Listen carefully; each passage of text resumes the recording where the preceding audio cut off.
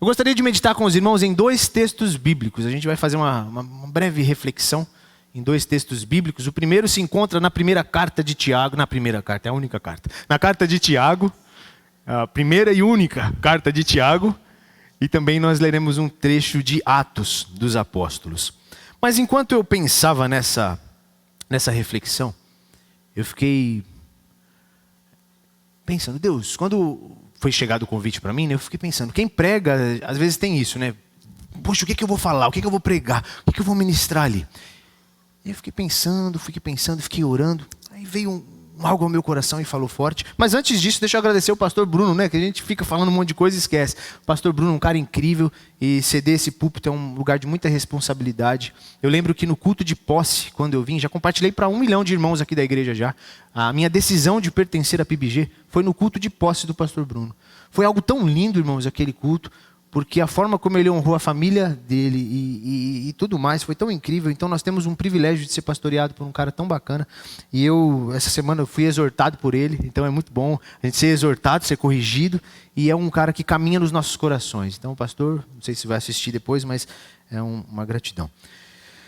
Carta de Tiago, nós leremos um versículo apenas.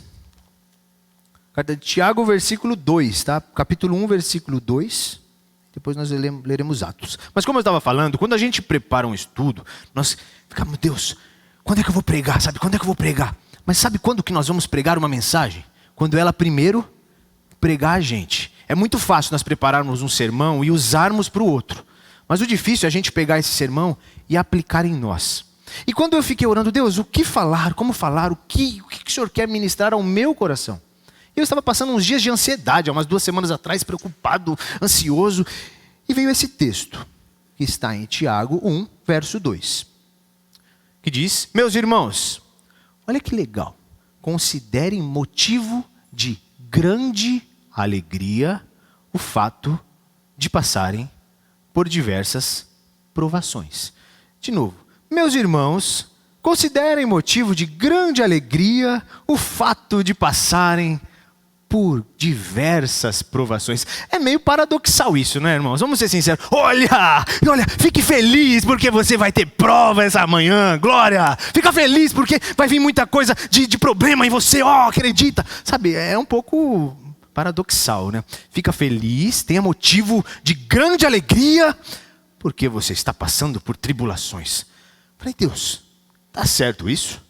Realmente é isso mesmo? Por quê? E a Bíblia, por vezes, ela tem algumas sacadas de humor, né? Não sei se os irmãos já prestaram atenção nisso. E ela também diz que a alegria do Senhor é a nossa força. E também ela diz para aqueles que têm um déficit de aparência, sorria, porque aquele que sorri, o rosto é aformoseado. Então olha aqui, olha o formoso. Então sorria, porque quando você sorri, você ganha até beleza. Então olha como a Bíblia é incrível. Ela até fala para você sorrir mais. Enquanto você sorri, você é mais bonito, mais bonita. Então, se considera feio, começa a rir. Acorda de manhã, olha para o espelho. Como eu sou lindo, porque eu sou filho de Jesus. E isso é muito bom. E a Bíblia ela tem algumas citações que me chamam a atenção. Por exemplo, ela chega para um homem que estava malhando trigo no lagar, que era medroso, e chega para ele e diz, seja forte, você é valente. Ele tinha fugido para o lagar, o tal de Gideão. Aí a Bíblia fala que ele é valente. A Bíblia pega um outro profeta, o Senhor pega um outro profeta, que tinha que ir pregar a palavra em um lugar, ele foge para o outro. O que o Senhor podia fazer? Ele podia mandar outro profeta no lugar, ele poderia fazer alguma situação, mas o que ele faz? Ele faz com que um grande peixe engula esse homem e cuspa ele na cidade. Olha o que a Bíblia faz, ela faz a gente... Opa, tem um momento que um profeta vai profetizar sobre uma nação, mas ele não poderia fazer aquilo. O Senhor poderia usar alguém para falar aquilo, mas ele usa uma mula para falar com ele. Olha, quantas coisas que a Bíblia relata para a gente, que a gente fica, opa, é até um pouco cômico isso aqui. Certo dia, Jesus estava passando por uma cidade, várias pessoas ao redor dele, um monte de gente, todo mundo lá, olha o Jesus ali, Jesus aqui, nossa, Jesus. De repente, Jesus para... Alguém me tocou. Aí o Pedro, Jesus, olha quantas pessoas estão aqui, Jesus. E o Senhor fala que alguém te tocou. Então olha quantos detalhes tem. E agora a Bíblia vem e diz, considerem motivo de grande alegria passarem por provações. Agora vamos entender esse contexto rápido para a gente ir para Atos. Tiago escreve essa carta, e a carta de Tiago está muito envolvida na ideia de que nós, como cristãos, precisamos reverberar ou refletir a nossa fé em prática. Porque uma fé sem prática é uma fé morta. E então Tiago, ele exorta, ele ensina que nós, como cristãos, precisamos exercer a vida cristã praticada. Porque falar, irmãos, o pastor papagaio, ele fala. Pega um papagaio e ensina ele o Salmo 23. O Senhor é o meu pastor. Com aquela voz de papagaio. O Senhor é meu pastor. E nada me faltará. Ele aprende. Agora o difícil é ele realmente entender que ele tem um pastor que cuida dele em cada dia. É fácil nós pregarmos. O difícil é vivermos. Então Tiago, ele tem essa ideia central na carta de justamente dizer para que a igreja pratique boas obras. Que ela reflita o caráter de Cristo através das atitudes que ela tem. Que os crentes, que aqueles que servem, apliquem a vida deles com aquilo que eles têm. Então, ele manda que nós tenhamos grande alegria quando passamos por provações. Como assim, Orlando? Porque no momento da nossa grande provação, aí sim, nós seremos provados de verdade para ver se a nossa fala condiz com a nossa vida. E quando a nossa fala condiz com a nossa vida, legal. O problema é que quando chega a provação, na maior parte dos casos, a gente faz, vaza. E muito pelo contrário, a gente tem que aprender a permanecer. E juntamente com isso, vamos lá para Atos.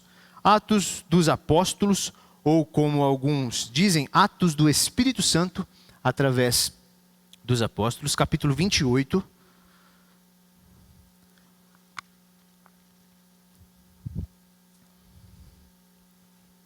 Atos 28, versículo 4. Se vocês não acharem, abram em alguma página da Bíblia e olha para o telão. O pessoal vai falar, nossa, como ele achou rápido. Aí você olha no telão e a gente acompanha junto ali. Quando os habitantes da ilha viram a cobra agarrada na mão de Paulo, disseram uns aos outros, certamente este homem é assassino, pois tendo escapado do mar, a justiça não lhe permite viver. Mas Paulo, sacudindo a cobra no fogo, não sofreu mal nenhum. Eles, porém, esperavam que ele começasse a inchar ou que caísse morto de repente.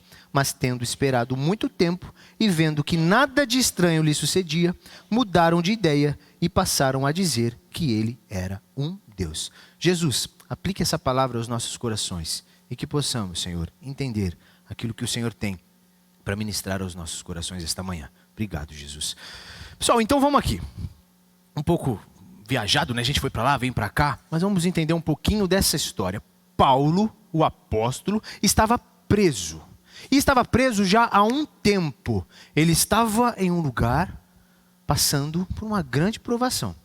Por que ele estava passando por aquilo? Porque ele pregava o evangelho. Os judeus estavam revoltados com Paulo. Por quê? Porque onde Paulo chegava, a Bíblia diz que ele mudava a cabeça daquelas pessoas. Paulo chegava e começava a criar murmurinhos. As pessoas que eram de tal lugar, de repente mudavam, não eram mais aquilo. Então Paulo estava criando um alvoroço. E os judeus estavam vendo que estavam perdendo adeptos da sua religião. Não pode acontecer isso. Vamos acabar com Paulo. E então a perseguição começou forte com Paulo. Até que então Paulo é preso. E mesmo preso, a perseguição continuava. O pessoal continuava indo atrás de Paulo, mesmo na cadeia. Várias outras pessoas vinham para bater de frente com Paulo. Para que ele continuasse mais tempo preso. Para que ele continuasse naquele local. E Paulo sempre se defendendo, sempre se defendendo. Entre essas defesas que ele fez, ele pediu a defesa de César, que era a maior. Era como nós estamos passando por algum problema na justiça. Eu preciso resolver. Qual que é a instituição máxima da justiça no país? O STF. Então eu vou recorrer ao STF. Paulo recorreu a César. Então ele recorreu a César, ele precisava ir para Roma, para que lá ele resolvesse essa questão. Só que é interessante que Paulo passou por tanta coisa nessa cadeia, porque ele foi fiel ao Senhor. E isso traz algumas lições já aplicáveis para a gente. Ser fiel ao Senhor, irmãos, não quer dizer que vai dar tudo certo. Sabe, por vezes nós temos uma teologia tão rebuscada de coisas desse mundo, que nós perdemos a perspectiva do que está lá. Então nós vivemos o mundo aqui, esperando que tudo dê certo aqui. Mas e se der errado, irmãos? E se nós formos presos inocentemente? E se nós passarmos por provações que nós não deveríamos? E se passarmos por coisas que não merecíamos? A nossa vida não se baseia no aqui.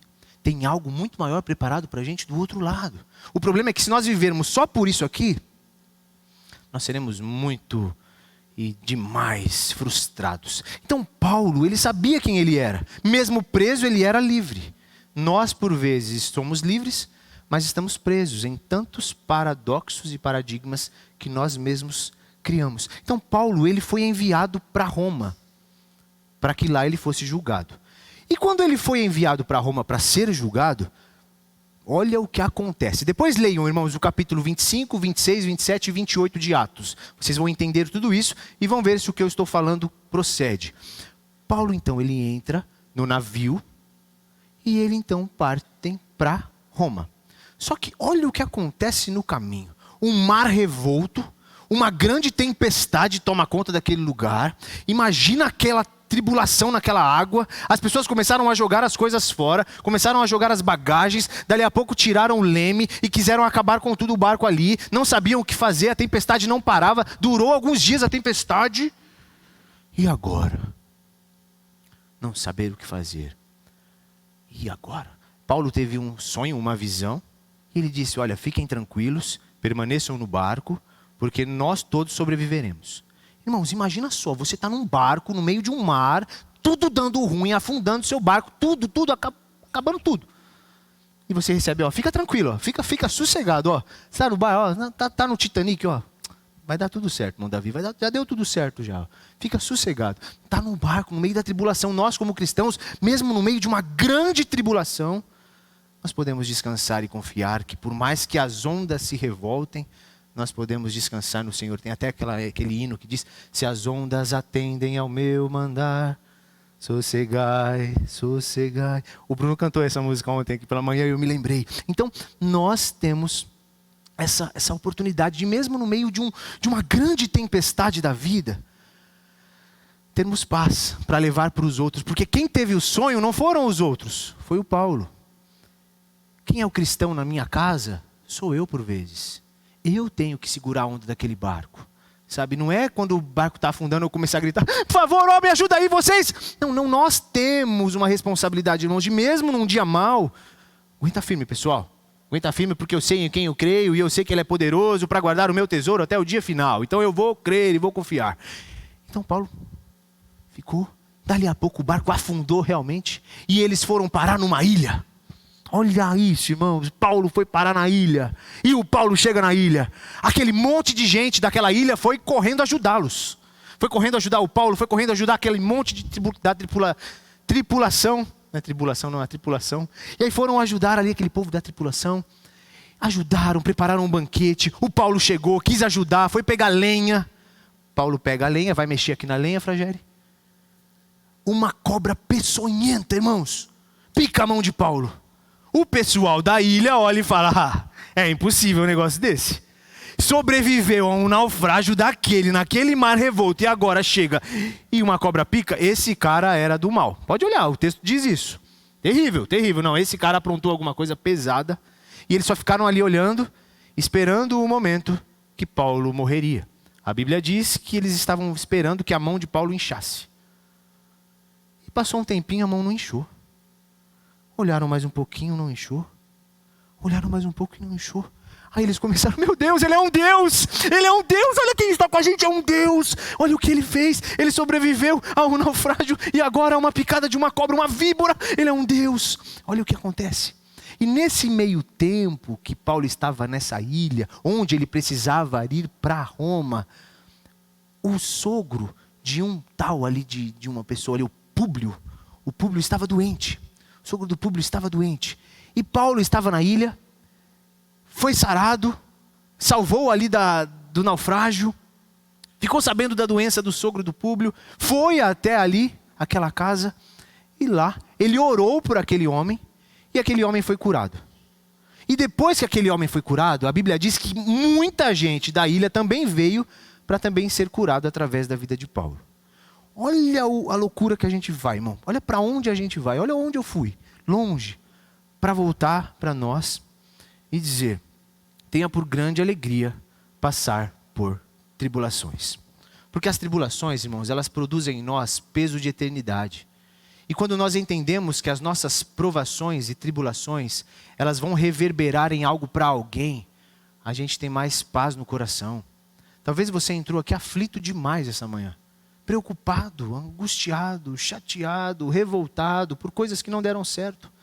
Mas que essas coisas que não deram certo, reflita no teu coração que o Senhor tem cuidado de cada detalhe para você, e por amor aos seus, e por amar os seus, tem coisas que acontecem para que você seja bênção na vida de outros. Porque parece que está tudo dando certo, a gente meio que esquece.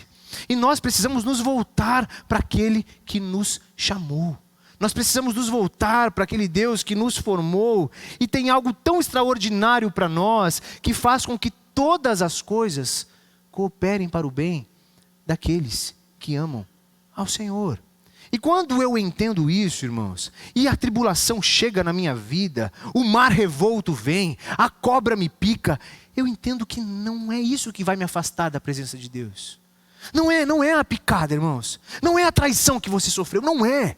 Não é aquele inimigo, aquele amigo que te falava que era amigo e na verdade apunhalou pelas costas. Porque as maiores punhaladas que levamos não são dos inimigos. Porque dos inimigos nós vamos assim, ó. Você é meu inimigo? Então, sabe quando você tem um inimigo, você anda assim, olhando assim, ó? Sabe? Não. A punhalada nós recebemos do amigo, porque o amigo diz: ô, meu amigo. Aí vem aqui, ó, pá. Dói, a punhalada dói porque vem de alguém que a gente não esperava. Mas até nisso nós podemos ver o cuidado de Deus para o cumprimento de propósito em nossas vidas. E nós precisamos urgentemente olhar para essas situações que acontecem com esperança, irmãos. Porque senão nós vamos nos desfalecendo. E a nossa fé se torna uma fé teórica, onde eu cultuo quando tudo está legal. Onde eu cultuo quando os meus sonhos e os meus planos estão aqui, ó. Mas o Senhor me chama a cultuá-lo mesmo quando nada dá certo. Mesmo quando a cobra me pica. Mesmo quando batem no meu carro. Mesmo quando nada acontece como eu planejava. Porque de verdade, irmãos, o homem pode fazer planos. Mas a resposta certa, ela vem do Senhor. E a resposta certa é certa, irmãos. É certa, é boa, é perfeita e agradável. Não sei se você já parou para agradecer por orações que Deus não respondeu. Sabe, talvez na sua imaturidade, na minha imaturidade, eu já orei por tanta coisa, irmãos. Eu já orei. Aí hoje olhando eu falo: meu Deus, como o Senhor é bom por não responder a oração de um bobo. Porque se o Senhor respondesse, eu estava perdido. Porque as bênçãos de Deus, quando não vêm no tempo de Deus, não são bênçãos. E é um grande perigo de nós enxergarmos elas, dizendo que é uma bênção. Oh Deus, obrigado. Obrigado do quê, irmãos? Certeza que foi Deus que te deu. É bom nós pararmos às vezes e olhar e falar: não é porque está tudo dando certo que é Deus. É estranho, né? Porque nós vivemos uma época onde ser crente é o quê? Tudo certo, irmãos. Olha, hoje eu tenho 5 casas na praia, tenho 8 carros, eu tenho uma vida estável financeiramente, eu tenho uma esposa, 10 filhos. 10 filhos, não, irmãos, aí vai ser muito gasto, né? Mas, muito gasto. Então, 2 filhos, 3 filhos. Mas, será que é isso que é a nossa vida cristã? Será que as bênçãos condizem a isso? Imagina que Paulo tivesse saído da prisão e ido para Roma. Cheguei em Roma, vou falar com o César. Ô Cézão, é o seguinte, Cézão, ó, eu não fiz o que estão falando, eu sou um crente, eu sou uma pessoa tranquila.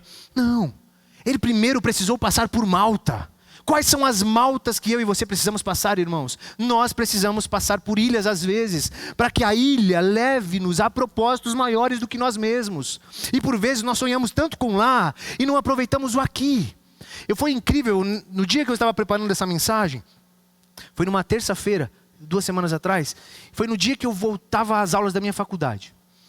E no dia que eu falei, Deus, eu quero pregar essa palavra, Deus, porque tem falado muito ao meu coração. Me dá uma oportunidade de falar esse versículo. Eu quero falar. Sabe quando você fica meio bobo assim? Eu sou meio bobo. Aí eu falo, não, eu quero falar, eu quero pregar. Aí eu fui para a faculdade. E geralmente eu paro o meu carro num estacionamento que tem do lado da faculdade. Só que primeiro dia de aula, todo mundo vai. Depois ninguém mais vai. Mas no primeiro dia de aula tá todo mundo lá. Não, eu vou para mostrar que eu sou estudioso. Ou não sei o quê. Para ver se tem alguém legal na sala, alguma coisa. Aí chega lá. Aí eu fui no primeiro dia de aula, me arrependi naquele momento. Porque tudo lotado, irmãos. Tudo em volta cheio. Aí onde eu era mensalista, que eu parei de pagar porque eu estava de férias. Aí o cara fez assim, ó. Tipo, você não pagou nas férias, então não tem vaga para você. Ah, beleza. Dei a volta toda. Parei num estacionamento que dá quase 10 minutos da faculdade. É uma subida desse tamanho, irmãos. Você está cansado, num dia de serviço, você tem que andar tudo isso aqui, deixa o carro lá. Cheguei, parei meu carro nesse estacionamento. Conversei um pouquinho com o rapaz que trabalha lá no estacionamento. E fui para a faculdade. Na volta, o rapaz que trabalha no estacionamento falou, você foi mal legal, você conversou comigo ali e tal. E eu estava com aquela vontade de pregar ainda aquela mensagem, né? Falei... E aí, você foi mal legal, você falou comigo, você me deu boa noite. Que legal, que bom que meu boa noite teve efeito em você e tal. Porque às vezes, irmãos, é só um boa noite que você precisa dar para alguém, sabe? Boa noite. Mas nós, como crentes, às vezes não, ó. Eu estou atrasado para o culto. Então, Uber, dirige rápido aí, Uber, porque senão eu vou perder a bênção. E você tem a oportunidade de ser bênção ali no Uber e você não é. Mas não, ó, aí corre. Falei com ele, quando eu voltei, ele disse, você me deu boa noite e tal, você podia me dar uma carona? Primeira pessoa... Fala assim para pedir algum favor, né? Você podia me dar uma carona até tal lugar? Nunca tinha visto aquele cara, mas ele trabalhava no estacionamento. Se ele morresse, se ele me matasse, eu acho que ele perderia o emprego depois. Então, entra aqui, vamos lá. Porque já estava fechando, era 11 horas da noite. Fui deixar ele no ponto de ônibus. Nesse de deixar ele no ponto de ônibus, eu fui falando para ele, falei, posso te falar um versículo? Versículo? Pode. Eu não sabia nada da vida dele ainda. Eu falei, tenha por grande, do nada, né, irmãos? Tenha por grande motivo, grande alegria passar por tribulações. Ele no banco aqui. Irmão. Aí ele começou a contar do casamento dele. E começou a contar, eu parei no ponto de ônibus e ficamos mal tempão conversando. Simplesmente por algo do tipo. Passou uma semana, na segunda-feira agora ele me trouxe um pote de feijoada que ele fez. Achei muito incrível aquilo. Ele falou, eu queria te dar esse pote de feijoada, porque aquele dia você falou comigo, você orou por mim e pela minha esposa, e aí a minha esposa ficou feliz da mudança que aconteceu em casa, e ela me mandou entregar essa feijoada para você, sabe?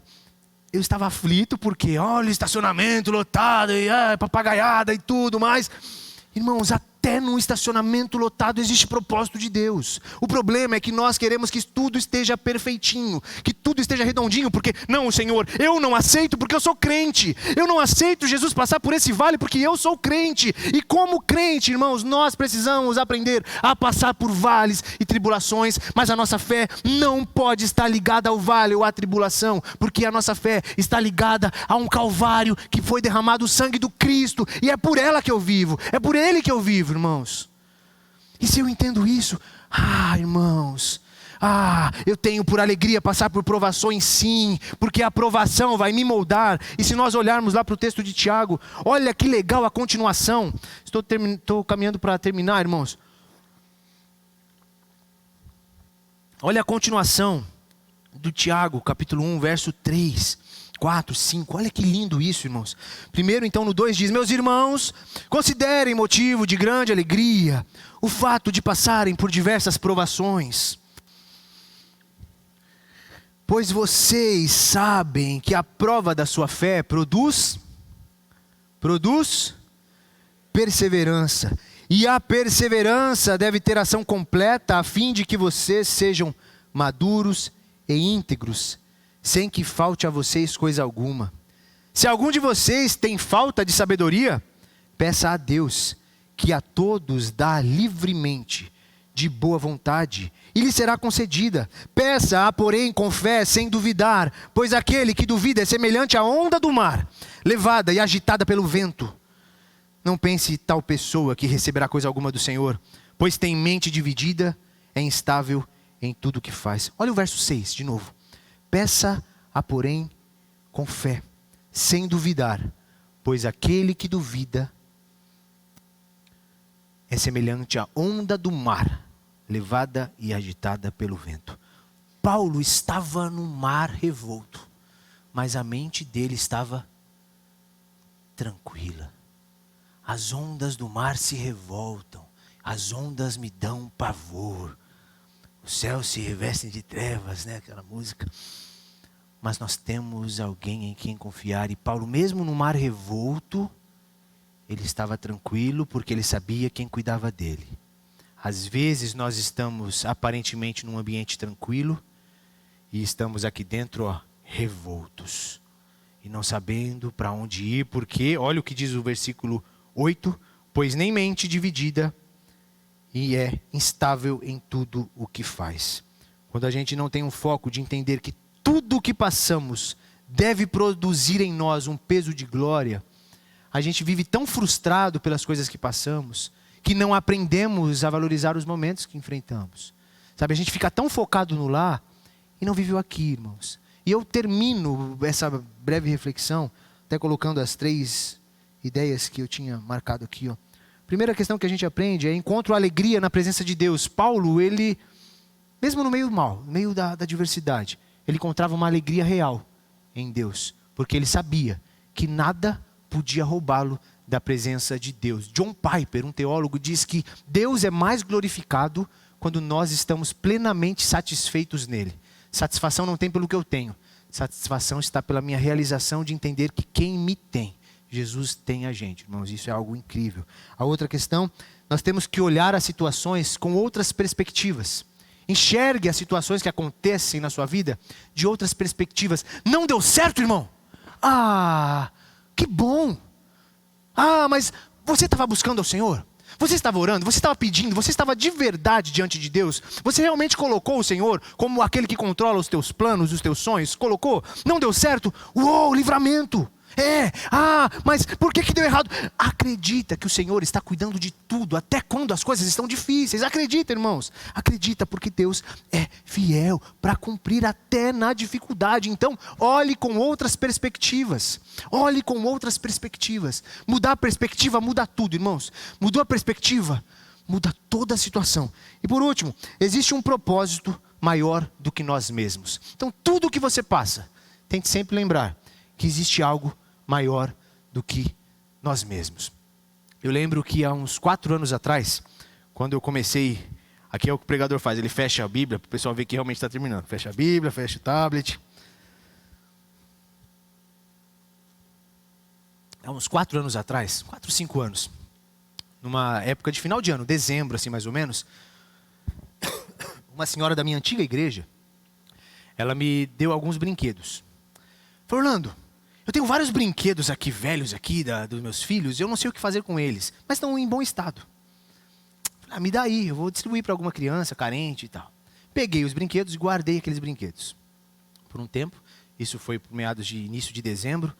Lá pelo dia 23 de dezembro, eu comecei a sentir, falei, eu podia entregar esses brinquedos no dia do Natal. Eu tinha um gorro de Papai Noel,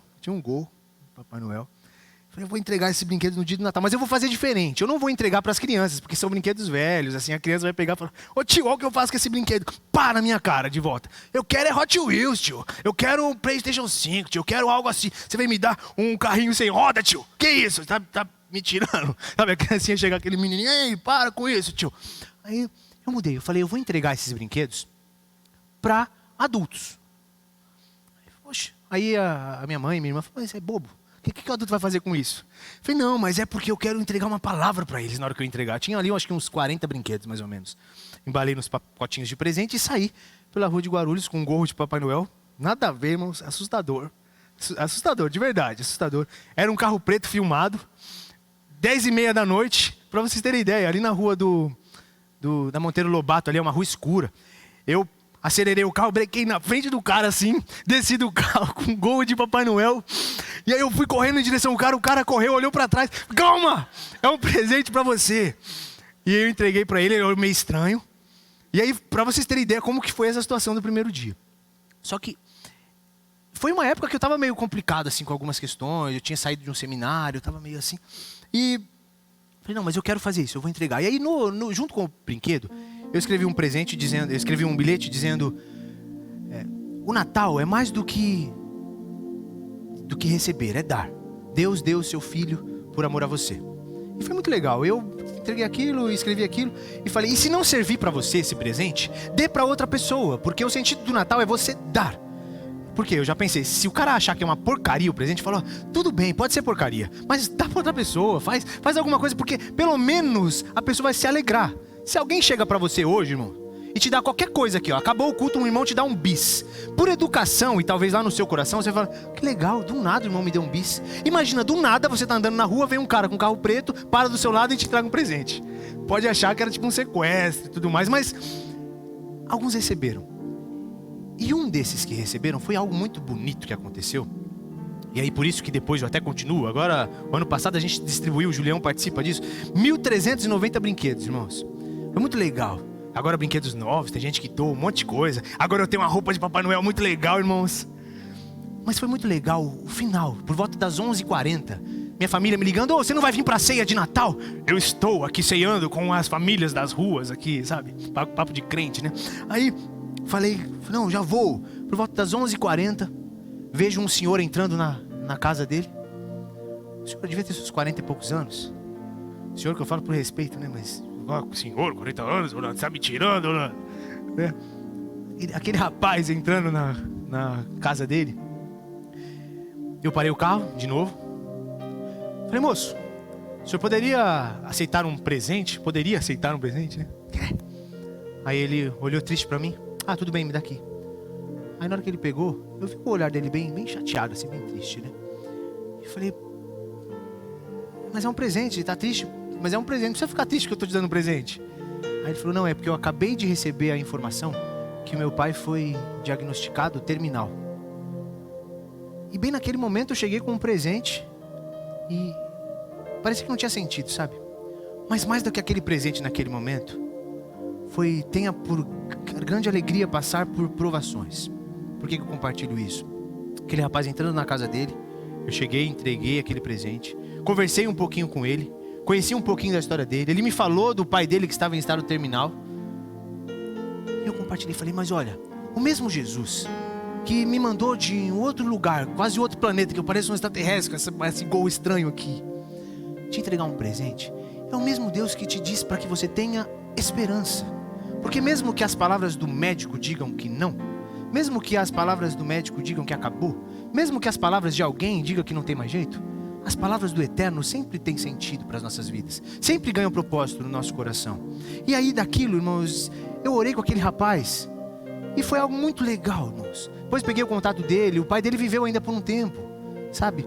Então foi muito bonito porque ele se sentiu abraçado em um dia que a aprovação falou mais alto do que ele. O que eu digo e eu termino com isso é para nós cristãos. Mesmo quando a tempestade chegar, mesmo quando o dia mal abater, mesmo quando nós pensarmos em desistirmos e não virmos mais, não para, irmãos, continue. A Roma vai chegar, a Itália chega, mas antes você precisa passar por Malta. A Malta é um tempo de propósito, para que você exerça o teu ministério na vida de outros, porque vida parada e vida cristã sem atitude não condiz com o evangelho prático. Jesus, ele veio para morrer em nosso lugar. Ele, sendo Deus, não teve por usurpação ser igual a Deus, mas antes assumiu a forma de servo. E que nós, irmãos, possamos assumir essa forma de entender que por mais dificuldade que a gente passe, o nosso Rei continua cuidando da gente. Gostaria de orar, irmãos, com vocês e por mim também. Jesus, muito obrigado, Senhor, por essa manhã. Obrigado porque o Senhor nos surpreende com o teu cuidado, Jesus. Mesmo em meio a dias pretos e brancos, o Senhor nos faz ver arco-íris, Jesus. Mesmo em meio a dias tristes, o Senhor faz um calor brotar no nosso coração. Mesmo quando parece que as perspectivas não existem mais, o Senhor nos dá uma chance de recomeçar, Jesus. O Senhor nos chama, Pai, a passar por situações. O Senhor nos convida a nos alegrarmos em meio às provações. Mas Jesus, nos dê força, nos dê ânimo, nos dê garra, nos dê esperança de um amanhã, nos dê esperança de saber que o Senhor tem cuidado de nós. E que Jesus, nós possamos aproveitar as oportunidades que tivermos, seja num estacionamento, seja numa padaria, seja num restaurante, seja no Uber, seja onde estivermos, Jesus, que possamos ser essa referência, esse reflexo, essa testemunha do amado Jesus. Que por onde quer que andemos, possamos sempre nos lembrar que o Senhor tem cuidado de nós. Nós te amamos, Jesus, e nós te louvamos por tudo.